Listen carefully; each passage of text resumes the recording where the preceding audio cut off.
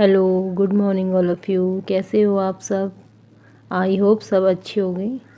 आज मैं बना रही हूँ पालक पनीर। यहाँ मैंने ऐसे लंबे लंबे प्याज चॉप किए हैं। रफली ही मैंने टमाटर चॉप किए हैं और साबुत के साबुत लहसुन और हरी मिर्ची मैंने डाल दी है। अब मैं इनको यहाँ पे थोड़ा सा पकाऊंगी। और यहाँ मैंने लिया है 200 ग्राम पनीर। अब मेरा मसाला पकने के बाद ठंडा होने के लिए मैंने रख दिया है और अब मैं इसको ग्राइंडर में ग्राइंड कर लूँगी। प्याज, टमाटर, हरी मिर्च, लहसुन का हमने यहाँ पे पेस्ट बनाना है। एक ग्रेवी तैयार करनी है। देखो, ये ऐसी ग्रेवी हमने यहाँ पे बना ली। हमें ऐसे ही चाहिए। यहाँ मैंने पालक को उबाल के उसको ग्राइंड कर लिया है और पनीर के मैंने पीसेस काट लिए हैं।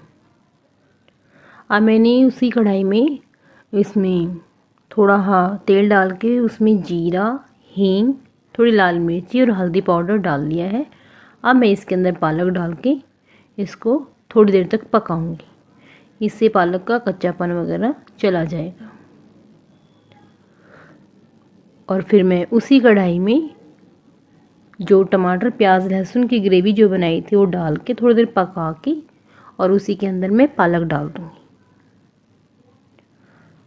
पालक को यहाँ पे मैं अच्छी तरह से हिला के और एक उबाल आने तक मैं इसको पकाऊंगी।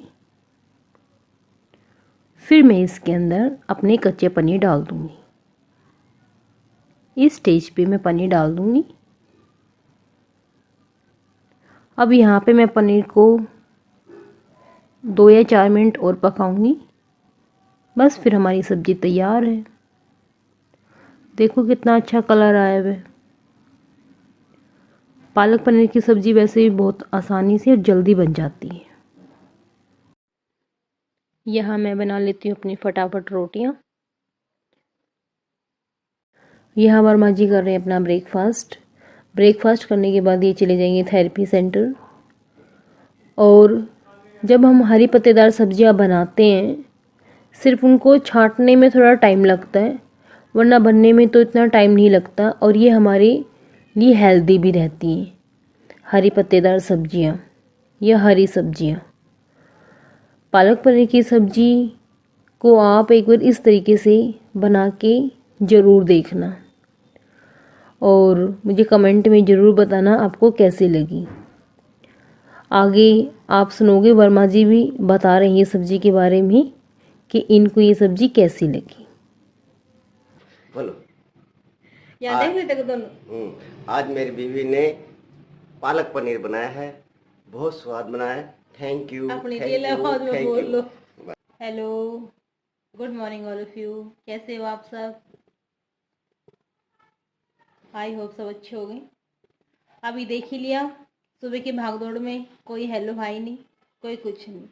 अब मैं करती हूँ फटाफट अपना काम और फिर मिलती हूँ आपके पास। अब मैं कर रही हूँ अपने घर की सफाई। पहले मैं कपड़ा लेके मशीन को पोंछ लूँगी। मशीन को मैं हाथों हाथ पोंछ लेती हूँ।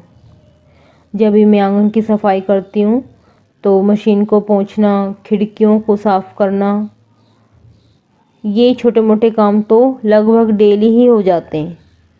और कमरों की सफाई मैं कर चुकी हूँ और कमरों की डस्टिंग भी कर चुकी हूँ।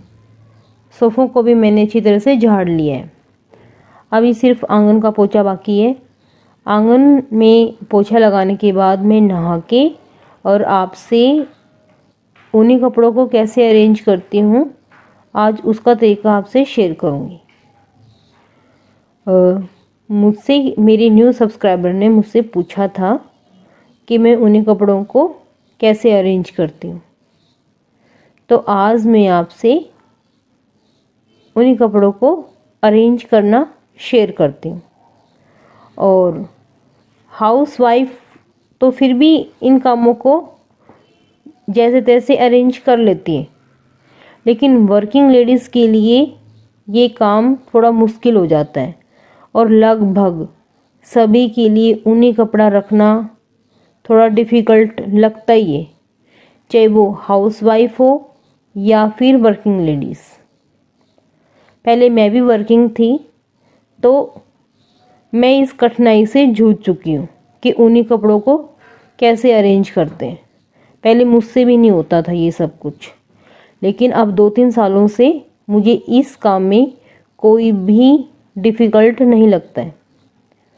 अब मैं तो अरेंज अच्छी तरह से करती ही हूँ, लेकिन मैं चाहती हूँ कि आप भी मेरी तरह अरेंज करना सीखें। इससे ना तो हम परेशान रहते हैं और हमें सर्दियाँ जाने के बाद रखने की भी कोई टेंशन नहीं रहती और हम फटाफट अपने ऊनी कपड़ों को अरेंज कर लेते हैं। मेरा सारा काम हो गया है और अब मैं खाना खाऊंगी और मैं आपको आज एक छोटी सी झलक दिखाऊंगी कि मैं ऊनी कपड़ों को कैसे अरेंज करती हूँ। तो जितना पहले हो सकेगा उतना पहले कर लूँगी और जो कंबल, जो बड़े बड़े भारी भारी जो दूसरे वाले जो क्लोथ्स होते हैं उनको मैं जैसे जैसे वॉश करती रहूँगी, हाथ की हाथ में उनको अरेंज करती रहती हूँ और मैं आपको भी दिखाऊंगी। तो चलिए खाते हैं खाना, आप भी आ जाइए और आप भी इंजॉय कीजिए। चलो फिर खा के और फिर मिलते हैं। अब मैं अपने खाना डाल के लेके आई हूँ। खाने में मेरी पालक पनीर की सब्ज़ी है और ये लस्सी और रोटी। लस्सी में मैंने मसाला बना रखा है, मैं लस्सी में मसाला डाल के और दोपहर में ज़रूर पीती हूँ। ये देखिए। तो भाई मैंने खाना खा लिया है और अब मैं आपको दिखाऊंगी कि मैं कपड़ों को कैसे अरेंज करती हूँ। अभी मैं थोड़े रखूँगी और जैसे जैसे मिलते रहेंगे, कुछ जो धुलने वाले हैं वो धुलते रहेंगे। अभी क्योंकि ना मैं सारे धो तो लेती, अभी कभी बारिश आ रही है, कभी नहीं आ रही है, तो जैसे जैसे मेरे धुलते रहेंगे ना फिर मैं उनको साथ साथ में अरेंज करते रहती हूँ। अभी तो कंबल भी रहते हैं और ऊनी लगभग सभी धो चुके हैं।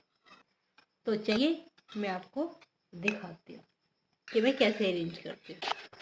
यहाँ मैंने ऊनी कपड़ों को अच्छी तरह से धो के उनको धूप लगा के और कपड़ों को फोल्ड कर लिया है। स्वेटर, सूट, शॉल वगैरह, ट्रैक सूट, ऊनी स्वेटर, ट्राउज़र और भी बहुत सारे ऊनी कपड़ों को मैं ऊनी कपड़ों को इन ट्रांसपेरेंट पॉलीथीन्स में अरेंज करती हूँ। और ये 4-5 महीने की जो ठंड होती है इनमें हम अपने कपड़ों को जब निकालने का जब टाइम आता है तो हम ये सोचते हैं वो कपड़ा उसमें रखा होगा, ये कपड़ा उसमें रखा होगा। हमें पता ही नहीं चलता हम कपड़े कहाँ से कहाँ रख देते हैं और ज़रूरत हमें फिर जब इनकी पड़ती है तो हम सभी कपड़ों को इधर से उधर उठा उठा के रख देते हैं और अच्छी तरह से हम अरेंज कर ही नहीं पाते उन कपड़ों को। मुझसे आप सब में से किसी ने पूछा था कि मैं उन्हीं कपड़ों को कैसे अरेंज करती हूँ। 2-3 सालों से मैं इस तरीके को अपना रही हूँ। पहले मैं भी तंग रहती थी इन कपड़ों में ऐसे अरेंज करने में, लेकिन अब मुझे इसमें कोई भी परेशानी नहीं होती है और आप इस ढंग से रखेंगे तो आपको भी कोई परेशानी नहीं होगी और ये बड़ी आसानी से अरेंज हो जाते हैं और हम अपना बेड को भी ऑर्गेनाइज अच्छे तरीके से कर लेते हैं। और मैं अपने पूरे फैमिली मेम्बर के कपड़े इसी तरह से अरेंज करती हूँ और ये कॉस्ट इफ़ेक्टिव आइडिया है। एक बार आप ज़रूर ट्राई करना, आपको बहुत पसंद आएगा। ये एक जो बिग पॉलीथीन्स मैं आपको आगे दिखाऊंगी। अब इन ट्रांसपेरेंट पन्नियों को मैं सबको उसके अंदर, इस बिग पॉलीथीन में मैं अपने सारे जो भी मैंने कपड़े फोल्ड किए थे, जो इन पन्नियों में मैंने जो पैक किया हुआ है, मैं सब कुछ इसके अंदर डाल दूँगी। और इस नीले पॉलीथीन की कॉस्ट है सिर्फ 10 रुपये। हर एक जगह पे हो सकता है कहीं 8 या कहीं 10 इसकी रेंज हो, लेकिन मैं पूरी फैमिली मेम्बर्स के कपड़े ऐसे ही अरेंज करती हूँ। इसी में बिग पॉलीथीन में मैं अपनी रजाई, डबल बेड के कंबल और भी बहुत सारे उन्हीं कपड़े रहते हैं, तो मैं सबको ऐसे अरेंज करती हूँ। और ये सब कुछ मेरा अरेंज होना, जैसे रजाई, कंबल, जो ऊनी गद्दे होते हैं बिछाने के, बिग पॉलीथीन में, ब्लू बिग पॉलीथीन में आसानी से अरेंज हो जाते हैं और इससे हमारा बेड भी अच्छी तरह से ऑर्गेनाइज लगता है। ये ज़्यादा कॉस्टली नहीं होता। ये सब कुछ अरेंज, मेरे रजाई गद्दे वगैरह सब कुछ 100 रुपये में मैं अच्छी तरह से अरेंज कर लेती हूँ। तो आपको मेरा ऊनी कपड़े रखने का तरीका पसंद आया तो प्लीज़ इस वीडियो को शेयर ज़रूर करना और आप मंजू के इस ब्लॉग को ऐसे ही अपना प्यार देते रहना। तो आपने देखा मैं कैसे अरेंज करती हूँ।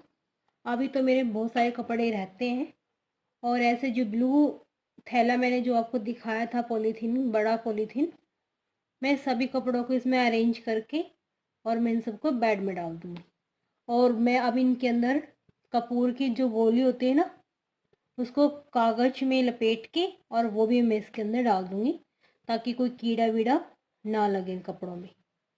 तो आपको मेरे ऊनी कपड़ों को अरेंज करने का तरीका अगर पसंद आया तो प्लीज़ मेरी वीडियो को लाइक करना और शेयर करना, और कोई न्यू हो तो प्लीज़ सब्सक्राइब ज़रूर करना। और भाई, जब मैं अपनी रजाइयाँ रखूँगी, अगर हो सकेगा तो मैं आपको ज़रूर दिखाऊंगी मैं अपनी रजाइयाँ, कंबल भी कैसे रखती हूँ। जैसे ये जो बड़ी बड़ी जो नीले कलर की जो पॉलीथीन थी बड़ी वाली, मेरे कंबल भी इन्हीं के अंदर अरेंज हो जाते हैं और मैं सारे कपड़ों को ऐसे अरेंज कर लेती हूँ। इनसे कपड़ों में धूल मिट्टी भी नहीं लगती है और कपड़े अच्छे चमकदार भी ऐसे बने हुए रहते हैं। तो करते हैं हम इस ब्लॉग का यही एंड और मिलते हैं एक अच्छे से नए ब्लॉग के साथ। तो आप अपने मंजू के इस ब्लॉग पर ऐसे ही बने रहना, इसको ऐसे ग्रो कराते रहना। Bye bye, take care.